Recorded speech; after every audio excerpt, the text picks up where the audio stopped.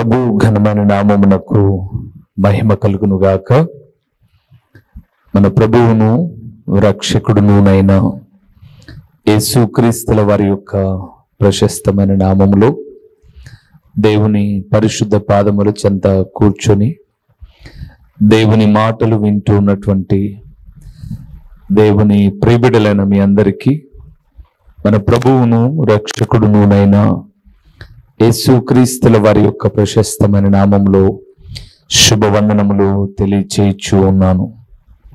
ప్రభువునందు ప్రియమైన వారులారా, దినదిన ఆయుష్ను, ఆరోగ్యమును, క్షేమమును దయచేస్తూ దేవుని మాటల ద్వారా మనలను హెచ్చరిస్తూ ఉన్న సర్వాధికారి అయిన దేవుని ఘననామమునకు మహిమ కలుగునుగాక. బాగున్నారండి మీరంతా?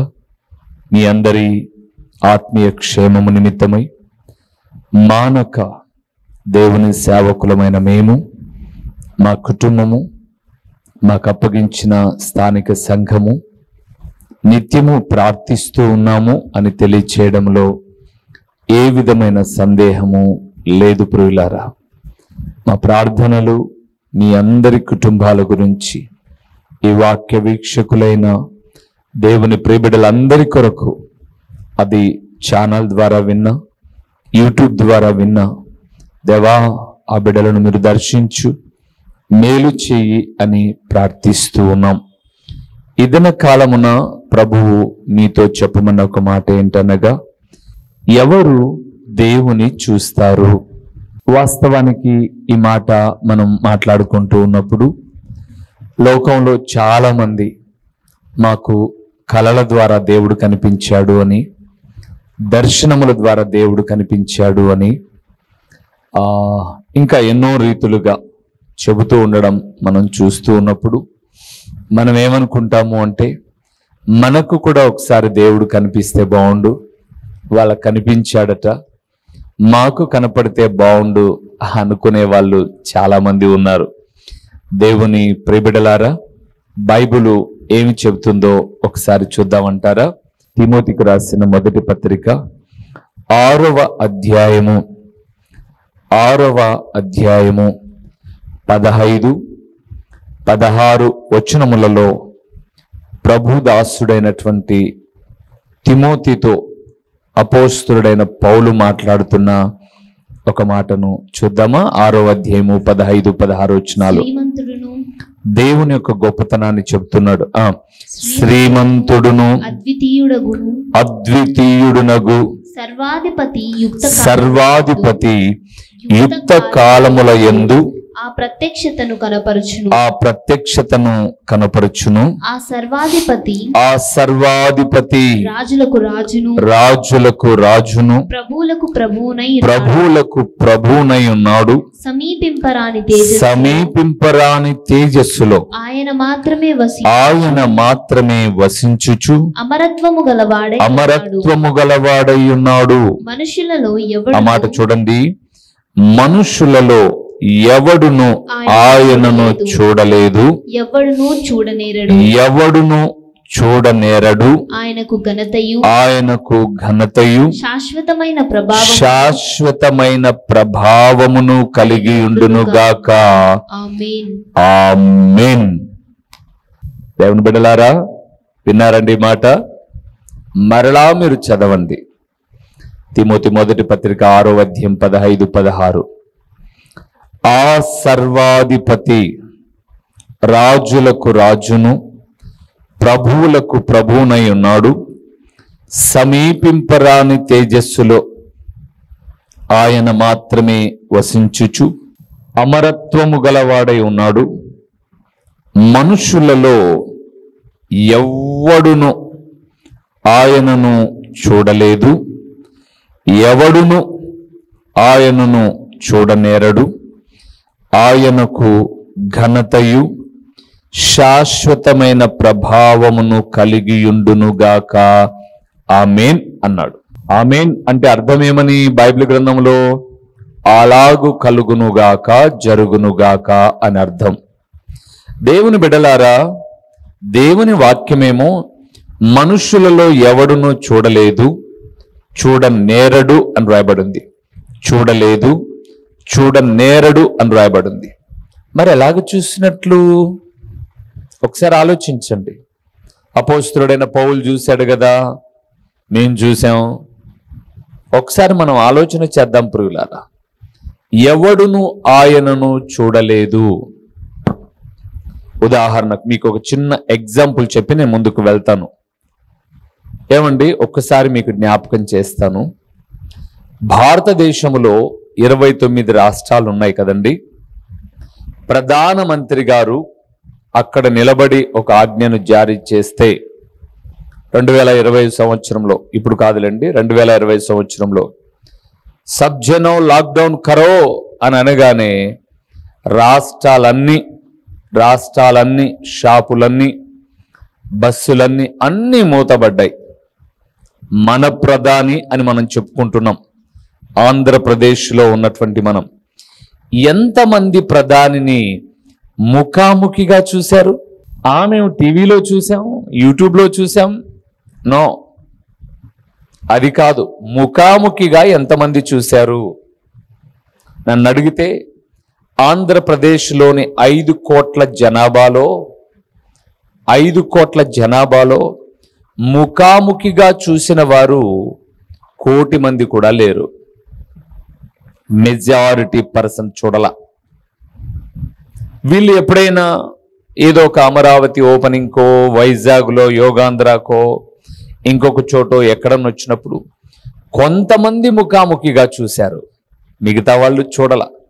కానీ వీళ్ళందరూ ప్రధానమంత్రి మాకు తెలుసు అంటారు. ఎలాగ తెలుసు? వాళ్ళు ఎక్కడో టీవీ ద్వారానో యూట్యూబ్ ద్వారానో చూశారు, సోషల్ మీడియా ద్వారా చూశారు కాబట్టి, లేదా ఎలక్ట్రానిక్ ప్రింట్ మీడియా ద్వారా మేము వార్తాపత్రికలో చూసాం ఆయన ఇలాగ ఉంటాడు అని చెప్తారు. ఇప్పుడు చూశాడు అనుకుంటున్న వాళ్ళందరూ కరుణామయుడో, దయామయుడో, ఫ్యాషన్ ఆఫ్ క్రైస్టో చూసి ఆ వ్యక్తులను ఊహించుకోవడమే. ఆయనను అందరూ చూశారని నేను చెప్తాను. ఎలాగా? వాక్యము ద్వారా. ఆది యందు వాక్యము ఉండెను, వాక్యము దేవుడై ఉండెను, ఆ వాక్యము కృపా సత్య సంపూర్ణుడై మన మధ్య నివసిస్తూ ఉన్నాడు. అలాగ చూశారు. అంతే తప్ప మేము యేసు ప్రభుల వారిని రాత్రి పడుకొని ఉంటే ఒక తెల్ల డ్రెస్ వేసుకొని, గడ్డం పెట్టుకొని, ఇలాగొచ్చాడు గొర్రెపిల్లని ఎత్తుకొని. ఆయన గొర్రెలవాడా? బైబిల్లో ఆయన గొర్రెలు కాశాడని రాయబడిందా? ఆయన వడ్రంగి వాడని రాయబడింది. మరి గొర్రెపిల్లని ఎలాగ ఎత్తుకున్నాడు? ఒక స్వభావాన్ని పోల్చాడు. యోహాను సువార్త 10వ అధ్యాయంలో నేను మంచి కాపరిని అన్నప్పుడు సర్వమానవాళికి ఆయన కాపరి ఉన్నాడు కాబట్టి గొర్రెని పిల్లని ఎత్తుకున్నాడు అని అనుకుంటూ ఉన్నాం. ఆయన గొర్రెలు కాయల. బైబిల్ అనుసారంగా ఆయన గొర్రెల కాపరి కాదు, నా కాపరి. అందుకే ప్రియులారా, ప్రతి మాటను నమ్మేసి తప్పు దారిలో వెళ్ళిపోకూడదు. మనం సరైన దారిలో వెళ్ళాలి. అందుకే ఈరోజు ఎవరు దేవుని చూస్తారు అన్న మాటను మనం ధ్యానం చేస్తున్నాం. ఎవరు చూస్తారో వెళ్దామా లేఖన భాగంలోనికి రండి. కీర్తనల గ్రంథము 11వ కీర్తన 7వ వచనము. యెహోవా నీతిమంతుడు, యెహోవా నీతిమంతుడు, ఆయన నీతిని ప్రేమించువాడు, ఆయన నీతిని ప్రేమించువాడు. యథార్థవంతులు, అక్కడ చూసారన్నమాట, యథార్థవంతులు ఆయన ముఖదర్శనము చేసెదరు, ఆయన ముఖదర్శనము చేసెదరు. ప్రభునందు ప్రేమైన వారులారా, ఎవరు దేవుని చూస్తారు? ఎవరు దేవుని చూస్తారు? యథార్థవంతులు దేవుని ముఖదర్శనము చేసెదరు. ఇప్పుడు కాదు, భూమి మీద యథార్థముగా బ్రతికి, నీతిగా బ్రతికి, ఒక దినాన తనువు చాలించిన తర్వాత ప్రభువును కలుసుకున్నప్పుడు, బైబిల్ గ్రంథంలో మోషే పాత నిబంధనలో ఇశ్రాయేలులకు ఒక గొప్ప నాయకుడు, ఒక రక్షకుడు అని చెప్పచ్చు. 40 సంవత్సరాలు వారిని నడిపించిన ఒక ప్రధానమైన దూత. ఆయన ఒక సందర్భంలో ప్రభువుని అడిగాడు, ప్రభువా, నేను నిన్ను చూడాలనుంది ప్రభువా, నాకు ఒకసారి నీ ముఖదర్శనాన్ని చూయించవా అన్నాడు. దేవుడు అన్నాడు, మోషే, నన్ను చూసి ఎవరు బ్రతకలేరు. అందుకే నేను అన్నానండి, 1 తిమోతి రాసిన పత్రిక 6వ అధ్యాయం 15-16, శ్రీమంతుడును అద్వితీయుడును సర్వాధిపతి అయిన దేవుడు, యుక్త కాలములో తన ప్రత్యక్షతను కనపరిచే దేవుడు, మనుషులలో ఎవడును ఆయనను చూడలేదు, చూడనేరడు, ఆమేన్ అని 6:16 1 తిమోతిలో మనం చూసాం. నేను అంటానండి, దేవుడు కలుగునుగాక అంటే కలిగిన సూర్యుని ఎంతసేపు చూడగలం మనం?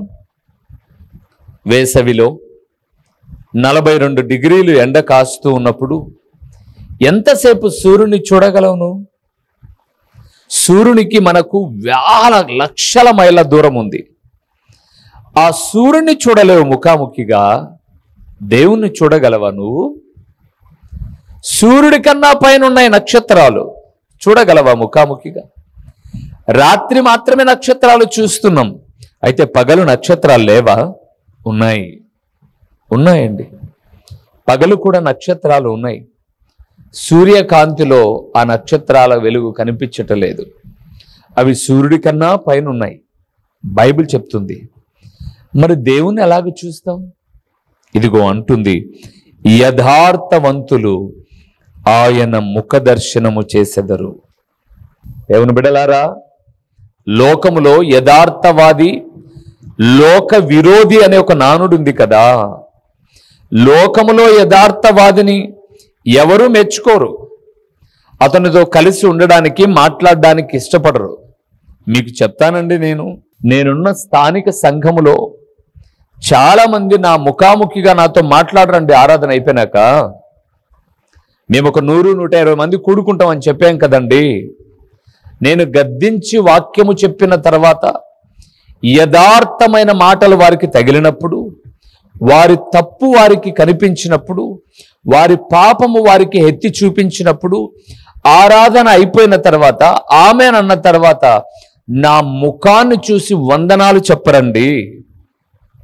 నేను ఈ సంఘానికి కాపరినే, వందనాలు చెప్పరు. అనేక పల్లెలకు సువార్త నిమిత్తమై వెళ్ళినప్పుడు, ఆ సభలలో వారి తప్పిదాన్ని సూటిగా గద్దించినప్పుడు, అంతకుముందు వచ్చి పలకరించిన వారు వారి తప్పిదాలను బట్టి నా ఎదురుగా నిలబడలేరండి. ఎందుకు చెప్పానో తెలుసా? మరి ఇన్ని తప్పిదాలు ఉన్నప్పుడు, నేను తాగుడుబోతును, జూదగాడిని, వ్యభిచారిని, రైలు కింద పడి చత్తాం అనుకున్నప్పుడు దేవుడు నాకు కనిపించాడు అని చెప్పడం ఎంతవరకు సబబు? యథార్థవంతులు మాత్రమే ముఖ దర్శనము చేస్తారు. లోకములో దేవుడు కనిపించాడని చెప్పే మాట ఒక అభూత కల్పన. చాలా మంది నేను రైలు కింద పడి చద్దాం అనుకున్నప్పుడు దేవుడు ప్రత్యక్షమయ్యాడంటే రైలు కింద పడి చచ్చిన వాళ్ళు ఉన్నారు. ఉరి వేసుకుంటుంటే దేవుడు వద్దని చెప్పాడంటే ఉరి వేసుకొని చచ్చిన వాళ్ళు ఉన్నారు. నేను అంటాను, యథార్థవంతులు మాత్రమే దేవుని ముఖ దర్శనము చేస్తారని బైబిల్ గ్రంథం చెప్తుంది. నేను ఎవరిని విమర్శించడంలా. ఇప్పుడు నువ్వు యథార్థవంతుడివో కాదో, అప్పు చేసావు, ఇచ్చేవాడివేనా? వ్యభిచారంలో ఉన్నావు, మార్పు చెందావా? త్రాగుడు, జూదం, వ్యసనాల నుంచి విడిపించబడ్డావా? మరి నీకు ఎలా కనిపిస్తాడు దేవుడు? ఒక ముఖ్యమంత్రి గారు జూదగాడికి, తిరుగుబోతుకు, రౌడీ షీటర్కి అపాయింట్మెంట్ ఇస్తాడా? ఇస్తాడండి? ఒక నాయకుడే రౌడీ షీటర్కి అపాయింట్మెంట్ ఇవ్వడు, భయపడతాడు. రేపొద్దున నా పదవి పోయిన తర్వాత పలానా రౌడీ షీటర్తో దిగిన ఫోటో బయటకు వస్తే నేనేమైపోతానో అని. మరి దేవుడు అంత సులభమైన వాడా అండి? యథార్థంగా ఉండు, ఒకరోజు ఆయనను ముఖాముఖిగా కలుసుకుంటాం. రెండవది ఎవరు చూస్తారో చూద్దామా? హెబ్రీయులకు రాసిన పత్రిక 12వ అధ్యాయము 14వ వచనము, అందరితో సమాధానమును పరిశుద్ధతయు కలిగి ఉండుటకు ప్రయత్నించుడి. పరిశుద్ధత లేకుండా ఎవడును ప్రభువును చూడడ్డు. ఎవరు బిడ్డలారా, ప్రసంగము అనేది ఉబ్బిచ్చేది కాదండి. అంటే మభ్య పెట్టేది కాదు, మాయ చేసేది కాదు, అబద్ధాలు చెప్పేది కాదు, వాస్తవికత మాట్లాడేది. బహుశా మీరు వింటూ ఉన్నారు 6 సంవత్సరాలు పైబడి టీవీ ప్రసంగములో మెచ్చుకుంటానండి నిజంగా ప్రార్థనా పరులను, ఆత్మీయులను, కానీ అబద్ధికులను కాదు. ఇక్కడ అన్నాడు 12వ అధ్యాయం 14 హెబ్రీయులకు రాసిన పత్రికలో, పరిశుద్ధత లేకుండా ఎవడును ఆయనను చూడలేడు. పరిశుద్ధులు ఆయనను చూస్తారు. అందుకే యేసు ప్రభుల వారు పేతురు రాసిన మొదటి పత్రిక 1వ అధ్యాయం 13, 14 చదువుతున్నప్పుడు, నేను పరిశుద్ధుడనై ఉన్నాను గనుక మీరును పరిశుద్ధంగా ఉండండి. దేవుని బిడ్డలారా, దేవుని చూడాలి అంటే పరిశుద్ధత ఉండాలండి. పరిశుద్ధత ఉండాలి. మదర్ తెరీసా ప్రపంచ దేశాలన్నీ తిరిగి గొప్ప గొప్ప నాయకులను కలుసుకుంది. ఆమె సమాధానమైన సంగతులను ప్రకటించింది. ఆమె ఎందుకు? ఆమెలో నీతి కలిగిన తత్వం ఉంది. నేను అడుగుతాను, నువ్వు ఈ దేశము నుంచి, భారతదేశం నుంచి అమెరికా దాకా వద్దు, ప్రక్కన ఉన్నటువంటి సౌదీనో దుబాయ్కో వెళ్ళాలి అంటే నీకు వీసా అనేది ఒకటి రావాలి. వీసా అంటారు దాన్ని. వీసా వస్తేనే నువ్వు పక్క దేశానికి వెళ్తావు. ఆ వీసా రావాలంటే నీకు పాస్పోర్ట్ ఉండాలి.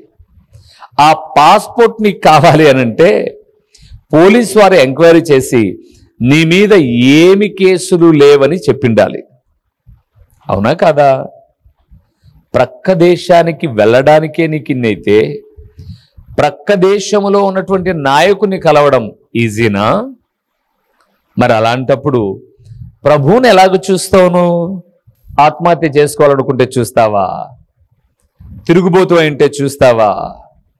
కొండలకు వెళ్తే చూస్తావా? ఏంటిది అంటే బైబిల్ చెప్పంది నువ్వు ఎందుకు చెప్తున్నావు? పొట్ట కోసమా? అందుకేనేమో ఫిలిప్పీయులకు రాసిన పత్రికలో అన్నాడు, వారి కడుపే వారి దేవుడు అన్నాడండి. దేవుని బిడ్డలారా, కడుపు కోసం అబద్ధాలన్నీ చెప్పాల్సిన పనులే. ఈ జానడు పొట్ట జానడే ఉంటుంది, మీరు చూసుకోండి. ఈ జానడు పొట్టను ప్రభువును నమ్ముకున్నా కూడా బ్రతుకుతాం. దానికి ప్రభువును అమ్ముకోవాల్సిన పనులే అబద్ధాలు చెప్పి. మళ్ళా చెప్తున్నానండి, పరిశుద్ధులు మాత్రమే ప్రభువును చూడగలరు. మొదటిది, యథార్థవంతులు దేవుని ముఖ దర్శనాన్ని చేస్తారు. రెండవది, పరిశుద్ధులు ఆయనను చూస్తారు. పరిశుద్ధత లేకపోతే ఆయనను చూడలేరు. పరిశుద్ధులు పరిశుద్ధులు. మూడవది ఎవరు చూస్తారో చూద్దామా? మత్తయి రాసిన సువార్త 5వ అధ్యాయం 8వ వచనం చదువుదామా? హృదయ శుద్ధి గలవారు ధన్యులు, వారు దేవుని చూచెదరు. వారు టీవీ సీరియళ్లు చూసెదరు, సెల్ ఫోన్లో అసభ్యకరమైనవి చూసెదరు కదండి. హృదయ శుద్ధి గలవారు ధన్యులు, వారు మాత్రమే దేవుని చూచెదరు. నీ హృదయం ఎలాగుంది? శుద్ధిగా ఉందా? అయితే ప్రభువుని చూస్తావు. హృదయం అంతా సీరియళ్లకు, సినిమాలకు, అసభ్యకరమైన నీచమైన దానిలకు చోటిచ్చి నేను దేవుని చూస్తా. ఎలాగ చూస్తావు? దేవుని చూడాలంటే హృదయము శుద్ధిగా ఉండాలి ప్రియులారా. ఎందుకో తెలుసా? బైబిల్ గ్రంథం సెలవిచ్చింది. ఇర్మియా భక్తుడు అన్నాడు, హృదయము అన్నిటికన్నా మోసకరమైనది, ఘోరమైన వ్యాధి కలది. అందుకే ఈ హృదయాన్ని ఎవరైతే శుద్ధిగా పెట్టుకుంటారో వారు ప్రభువును చూస్తారండి. మోషే ఎంతో ప్రాధేయపడ్డాడు. మోషే, అది కాదయ్యా, నేను వెళ్ళిపోతూ ఉంటాను, నా వీపు వెనక భాగము మాత్రమే చూడు అన్నాడు. అది చూసినందుకే ఆయనకు దడబుట్టింది. మరి మీరెలాగో చూశారు? మీరు చూస్తున్నవి అన్నీ మీ ఊహల్లో ఉన్నటువంటివి. నేను మరలా చెప్తానండి, నేను ఈరోజు ఒక గొప్ప నాయకుని కలిసి వచ్చాననుకోండి, ఆ అనుభూతి నాకు చాలా ఉంటుంది. నేను పడుకొని నిద్రపోతే లేదా ఒక నాయకుని గురించి పదే పదే మాట్లాడుకుంటే ఆ రాత్రి నాయకునితో మాట్లాడినట్టు, కలిసినట్లు ఇలాంటి కలలు, దర్శనాలు వస్తాయి. అయినంత మాత్రాన అవి జరిగినాయని కాదు. ఊహలు వేరు, కలలు వేరు, దర్శనాలు వేరు, నిజము వేరు. అందుకే హృదయ శుద్ధి గలవారు ధన్యులు, వారు చూస్తారు దేవుణ్ణి. అందుకే నీ హృదయాన్ని శుద్ధి చేసుకో, నీ హృదయంలో ప్రభువును పెట్టుకో. ప్రకటన 3:20 చెప్పాడు కదండి, 19 నుంచి చూస్తున్నప్పుడు, ఇదిగో నేను హృదయం అనే తలుపునొద్ద నిలుచుండి తట్టుచున్నాను, ఎవడైతే నా స్వరము విని తలుపు తీస్తాడో అతనితో నేను, నాతో అతడు కలిసి ఉంటాడు, అతని హృదయములో నేను స్థిర నివాసము చేస్తాను. ఈ హృదయంలో ప్రభువుకు చోటు ఉన్నప్పుడు ప్రభువును ఒకరోజు చూస్తాం ముఖాముఖిగా. ఆందోళన పడమాకు ప్రియులారా, అసత్యాలను నమ్మమాకు, అబద్ధాలకు చోటివ్వమాకు. అబద్ధము ఎప్పుడు తీయగానే ఉంటుంది, దాని ఫలాలు చాలా చేదుగా ఉంటాయి, చాలా చేదుగా ఉంటాయి. అవ్వ అబద్ధాన్ని విని మీరు చావనే చావరు, దేవతలంతోళ్ళు అవుతారు మీరు అనగానే పొంగిపోయింది అమ్మగారు. ఏమైంది? అప్పటిదాకా లేని కష్టం స్టార్ట్ అయింది, జీవితంలో నష్టం స్టార్ట్ అయింది. తన కడుపున పుట్టిన బిడ్డలు చచ్చిపోయారు, చంపబడ్డారు ఒకరి చేత. అంత మాత్రమే కాదు, ఆ ప్రశాంతకరమైన వాతావరణంలో నుంచి త్రోసివేయబడ్డారు. చావనే చావరన్నారు, చావలేదా? 900 సంవత్సరాలు పైబడే బ్రతికారు, చచ్చిపోయారు. ఈరోజు కాకపోయినా ఒకరోజు జరుగుతుంది. అందుకే మరలా జ్ఞాపకం చేస్తున్నాను, ఎవరు దేవుని చూస్తారంటే యథార్థవంతులు దేవుని ముఖదర్శనం చేస్తారు, పరిశుద్ధులు దేవుని చూస్తారు, హృదయ శుద్ధి గల వారు దేవుని చూస్తారు. 4వది ఎవరు చూస్తారో చెప్పి నేను ముగిస్తాను. అపోస్తుల కార్యములు 7వ అధ్యాయము 55వ వచనాన్ని ఒక్కసారి మనం చూద్దాం. అయితే అతడు పరిశుద్ధాత్మతో నిండుకొనిన వాడై ఆకాశము వైపు తేరి చూచి దేవుని మహిమను యేసు దేవుని కుడిపార్శ్వమందు నిలిచియుండుటను చూచి. చాలు. 4వది ప్రియులారా, నీతిగా బ్రతికి హతసాక్షులైన వారు చూస్తారు ప్రభువును. మరలా చెప్పేనా? నీతిగా దేవుని కొరకు బ్రతికి హతసాక్షులైన వారు. మనం ఒరిస్సా రాష్ట్రంలో గ్రహం స్వెయిన్ అనబడే వ్యక్తిని మత ఛాందస్వాదులు చంపారు, హతసాక్షి అయ్యాడు ఆయన. 2వది ఈ మధ్యకాలంలోనే మన ఆంధ్రప్రదేశ్లో రాజమండ్రి సమీపంలో ఒక దైవజనుని హతసాక్షి చేశారు. నాకు తెలిసి ఆంధ్రప్రదేశ్లో ఇప్పటిలో మొట్టమొదటి హతసాక్షి దైవజనుడు ప్రవీణ్ పగడాలయ్య గారు కదండి. ఇప్పుడు వీళ్ళున్నారు చూడండి, ప్రభువు కొరకు కలిగి తిరిగారు, నీతి మాటలు బోధించారు, వారి మీద ఎన్నో బురదలు చల్లారు, వారిని ఎన్నో రీతులుగా మభ్యపెట్టారు, కానీ వారిని చంపారు. వారు ప్రభువును చూచి స్టెఫెను చంపుతూ ఉన్నారు, అక్కడ చంపుతూ ఉన్నారు, రాళ్ళు రువ్వేశారు. అక్కడ రాయబడింది, స్టెఫెను ఆకాశము తెరవబడుటయు యేసు దేవుని కుడి పార్శ్వమందు కూర్చుండుటయు చూచి. నేను అంటానండి, దేవుని సేవకులను చంపేటప్పుడు వారి భార్యలను చూసింటారు వాళ్ళు సెల్ ఫోన్లో, కానీ ప్రభువుని చూసింటారు. ప్రపంచంలో ఎందరో ప్రభు కొరకైన హతసాక్షులు ఉన్నారు చూడండి, వారందరూ ప్రభువును చూస్తారు. అందుకే మీరు ప్రకటన గ్రంథం చివరి వచనానికి వెళ్తున్నప్పుడు అలనాడు ఇలనాడు ఉన్నటువంటి భక్తులు, లేదా ఆ బలిపీఠము క్రింద ఉన్నటువంటి భక్తులు మొరపెడుతున్నారు, నాదా సత్యస్వరూపి ఎందాక తీర్పు తీర్చక యుందువు అనంటే, ఇంకొంచెం ఓపిక పట్టండి. ఇంకా భూమి మీద యథార్థంగా దేవుని వాక్యం చెప్పి దేవుని వాక్యం వినే ఆత్మీయమైన బిడ్డలు ఉన్నారు, వారు కూడా వచ్చిన తర్వాత వారికి మీకు కలిపి ఒకేసారి తీర్పు తీరుస్తాను అని ప్రభువు చెబుతూ ఉన్నాడు. యథార్థవంతులు దేవుని ముఖదర్శనాన్ని చేస్తారు. 2వది పరిశుద్ధులు దేవుని ముఖదర్శనాన్ని చేస్తారు. 3వది హృదయ శుద్ధి గల వారు దేవుని చూస్తారు. 4వది హతసాక్షులు దేవుని చూస్తారు. ఇది బైబిల్ చెప్పినది, వారు చూస్తారు అని చెప్పారు, ఇంకెవరు చూడలేరు అని 1 తిమోతి 6:15-16 వచనాల్లో రాయబడింది. ఇది సత్యం, విశ్వసించుటని ఇష్టం. ప్రార్థన చేద్దాం. తలలు వంచుదాం, కళ్ళు మూసి ప్రార్థన చేద్దాం. మహిమ స్వరూపివైన మా ప్రియమైన పరలోకపు తండ్రి, మహోన్నతుడమైన దేవా, నీ ఘననామమునకు స్తోత్రములు చెల్లిస్తూ ఉన్నాము నాయనా. అబద్ధము చెప్పడము చాలా సులభం. అబద్ధాన్ని కప్పిపుచ్చుకోవడానికి మరికొన్ని అబద్ధాలు మేము చెప్పవలసి వస్తుంది. కానీ నిజము మాట్లాడుతున్నప్పుడు కొన్ని హృదయాలకు నచ్చకపోవచ్చు, కానీ అది నిజమే.